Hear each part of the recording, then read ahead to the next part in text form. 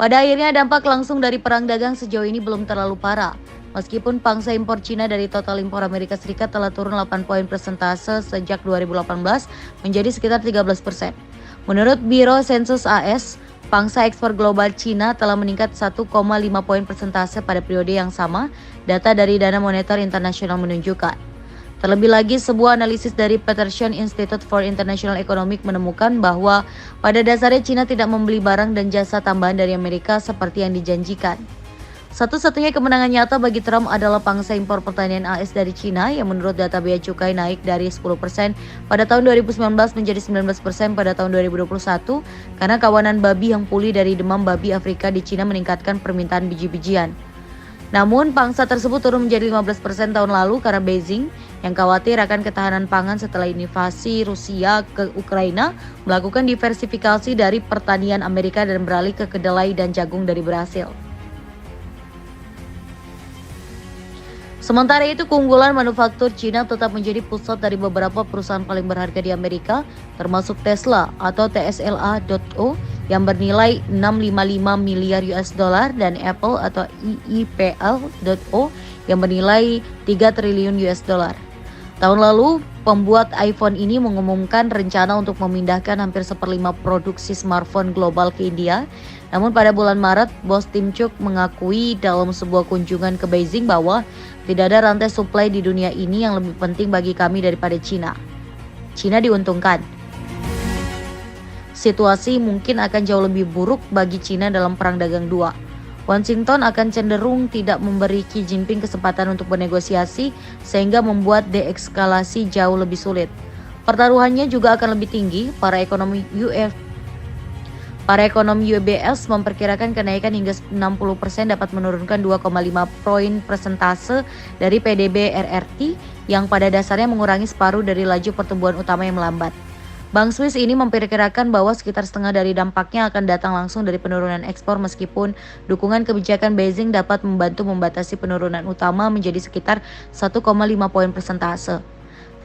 Tekanan terhadap mata uang Cina akan segera terjadi sama seperti renminbi yang menanggung beban ketakutan pasar dengan setiap ancaman tarif baru yang diberlakukan sepanjang tahun 2018 dan 2019. BNP Paribas memperkirakan mata uang ini akan jatuh 6% terhadap dolar dengan atau tanpa stimulus domestik untuk meredam pukulan tersebut. Skenario manapun akan menantang kontrol pihak berwenang atas nilai tukar yang telah berada di bawah tekanan tahun ini akibat pertumbuhan yang lesu dan bertentangan dengan keinginan Xi Jinping untuk memiliki yuan yang kuat untuk mendukung ambisi Cina menjadi negara adidaya keuangan global. Pada akhirnya, tarif baru dapat membatasi kemampuan Cina untuk melonggarkan kebijakan moneter untuk menopang perekonomian. Telah terlihat sulit bagi Beijing untuk mencapai target pertumbuhan PDB sekitar 5% tahun ini. Lebih buruk lagi, komunike kebijakan terbaru dari pertemuan para pemimpin partai di bulan Juli memperjelas bahwa mereka menggandakan kebijakan industri yang bergantung pada ekspor segala sesuatu mulai dari kendaraan listrik hingga peralatan medis untuk menutupi permintaan domestik yang lemah. Dorongan itu akan membuat ekonominya semakin terpapar ancaman tarif AS. Singkatnya, Beijing mungkin relatif tidak terluka sejauh ini, namun model pertumbuhan yang diinvestasikan oleh para pembuat kebijakan akan membuat kebakaran komersil kedua dengan Washington menjadi lebih berbahaya dan sulit dipadamkan. Bagi Cina, perang dagang lagi akan berdampak buruk dan mudah kalah. The Power of Trump. Kampanye saling balas tarif antara Washington dan Beijing hampir tidak membuktikan bahwa Trump benar. Melansir dari Reuters pada Juni, China mencatatkan rekor surplus perdagangan bulanan dengan Amerika Serikat sebesar 99 US dollar. Namun calon dari Partai Republik untuk pemilihan presiden pada November mendatang ini telah mengecam akan menaikkan tarif ekspor China dari 10% menjadi 60% secara keseluruhan jika ia menang. Trump yang bersaing ketat dengan saingannya dari Partai Demokrat Kamala Harris di negara-negara bagian penting, Beijing menghadapi kemungkinan yang sangat nyata untuk terjadinya perang dagang dua. Jika perang dagang pertama bisa menjadi panduan, para pemimpin Cina mungkin tidak bisa menghentikan Trump untuk memberlakukan tarif.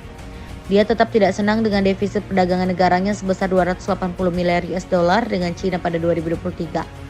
Namun, para pejabat dapat menggunakan beberapa taktik yang telah mereka pelajari dalam 6 tahun terakhir untuk menumpulkan dampak serangan baru terhadap ekspor tahunan senilai 500 miliar US dollar dan memperlambat pemisahan ekonomi yang telah berakar selama masa jabatan pertama Trump. Pada perang dagang pertama, jangkauan dan negosiasi membantu menunda penerapan beberapa tarif paling tinggi yang diencamkan oleh Gedung Putih. Beijing membiarkan renminbi melemah terhadap dolar sehingga mengurangi pukulan bagi eksportir Cina sejak awal yang mengubah rute pengiriman elektronik dan tekstil ke Amerika Serikat melalui negara lain seperti Vietnam dan Meksiko, membantu beberapa negara untuk menghindari tarif baru hingga 25%. Namun butuh selusin putaran pembicaraan yang aneh selama sekitar 1,5 tahun, di mana Washington mencap Cina sebagai manipulator mata uang, kemudian menarik kembali label tersebut sebelum kedua belah pihak menyetujui apa yang disebut sebagai kesepakatan atau fase 1 pada Januari 2020 yang mengakhiri kenaikan tarif yang saling berbalas. Mungkin pelajaran terbesar dari perang dagang Cina dan Amerika yang pertama adalah bahwa begitu tarif diterapkan, tarif tersebut tidak akan dihapus. Genjatan senjata ini menghentikan kenaikan lebih lanjut tetapi tidak memberikan jalan yang jelas menuju penghapusan tarif yang diberlakukan oleh Amerika Serikat meskipun Presiden Xi Jinping telah berkomitmen untuk membeli barang dan jasa Amerika senilai 200 miliar US dollar termasuk produk pertanian dan energi selama 2 tahun ke depan. Sejak 2021, Presiden Joe Biden telah menumpuk tarif tambahan dan pembatasan ekspor. Tidak jelas apakah Wakil Presiden Kamala Harris akan mengikuti jalan yang sama jika ia memenangkan pemilihan menuju Gedung Putih. Sama halnya, Trump mungkin membuat ancaman kosong meskipun hal yang sama juga dikatakan tentang ancaman tarif aslinya saat ia memenangkan Gedung Putih.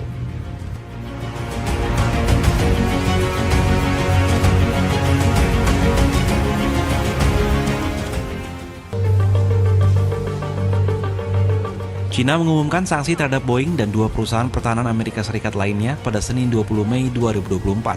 Sanksi ini terkait dengan penjualan senjata yang dilakukan perusahaan AS ke Taiwan. Pengumuman sanksi dari China ini bertepatan dengan hari pelantikan Presiden baru Taiwan.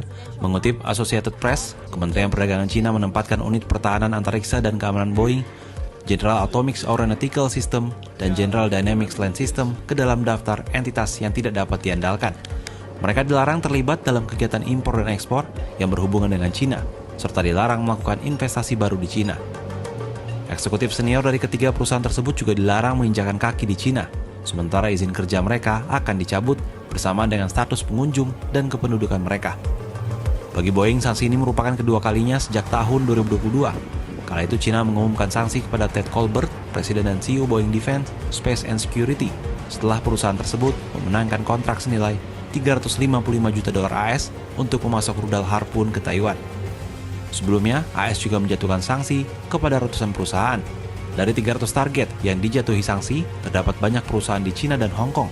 Alasannya, mereka mendukung perang Rusia di Ukraina. Perang dagang antara raksasa ekonomi dunia Amerika Serikat dan China telah memasuki babak baru. Namun sayangnya, babak baru tersebut bukan menjadi akhir yang bahagia atau happy ending. Sebab pemerintah Joe Biden justru menerapkan tarif baru terhadap barang impor dari China. Perang dagang antara dua raksasa ekonomi dunia yaitu Amerika Serikat dan China kembali memanas dan memasuki babak baru.